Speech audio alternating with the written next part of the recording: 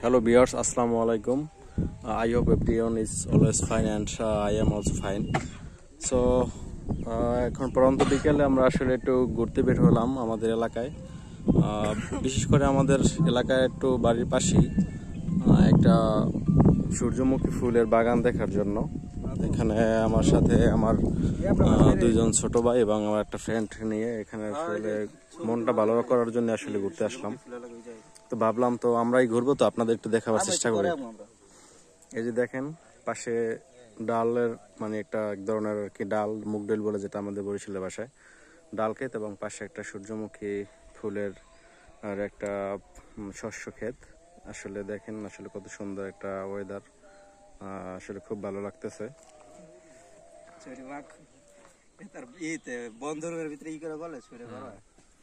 এই দেখেন আপনাদের একটু দেখাবার চেষ্টা করি। বিশেষ করে মেবি এখানে 10% একটা জায়গা জুড়ে কিছু সূর্যমুখী ফুলের চাষ করা হয়েছে। আসলে আমরা আসলে ফুল দেখার জন্য মূলত আসার উদ্দেশ্য এখানে। সূর্যমুখী ফুল দেখেন আসলে সবগুলো আসলে একদিকেই ঝুঁকে আছে ফুলগুলো, খুবই ভালো লাগতেছে। এবং ফুলের আশেপাশে মানে শস্য ক্ষেতের পাশে কিছু দেখেন গাছপালা আছে, বেসিক্যালি আপনার নারিকেল গাছ, কোকোনাট ট্রি গাছ, প্লাস হচ্ছে আপনার খেজুর গাছ বলে আমাদের পাশে আছে খেজুর গাছ। তো আপনাদের দেখাবার একটু ট্রাই করি। এই যে দেখেন কত সুন্দর, ওরা আসলে ঘুরে দেখতেছে প্লাস মোবাইলে ছবি তুলতেছে। আসলে সুন্দর ওয়েদারটা আসলে স্মৃতিটাকে জাস্ট ফোনের মধ্যে ধরে রাখার জন্য মোবাইল দিয়ে ভিডিও প্লাস ছবি তুলে রাখার চেষ্টা করতেছে। যে আমার এক ছোট ভাই, সে এই যে দেখেন খেজুর গাছ থেকে খেজুর পাড়া হচ্ছে, কাঁচা খেজুর গাছ। আমাদের ছোট ভাই রাহাত এবং ছোট ভাই, তোমার নাম যেন কি?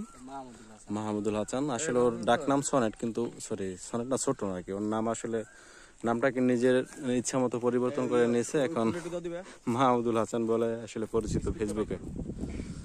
ও আসলে খেজুর গাছটাই আসলে খুব ভালো লাগতেছে এখানে। ওয়াও, অসাধারণ। দেখেন শীতের সময় খেজুর গাছগুলো থেকে আমাদের এলাকার মুরব্বীরা রস বের করে আনে, কিন্তু এখন তো রসের সিজন না, এখন আসলে খেজুরের সিজন। এখন খেজুরটা আবার বের হয়েছে, কিছুদিন পরে হয়তো বা মেবি 2 থেকে 2.5 মাস পরে খেজুরটা রং চেঞ্জ করে পরিপক্ক হবে খাওয়ার জন্য। তুমি কি করতে কই তুই ছোট ভাই? ক্যামেরা ভালো,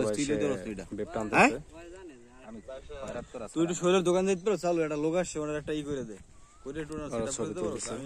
ওকে ঠিক আছে, আজ এ পর্যন্তই। সবাই ভালো থাকবেন, সুস্থ থাকবেন। হ্যাঁ।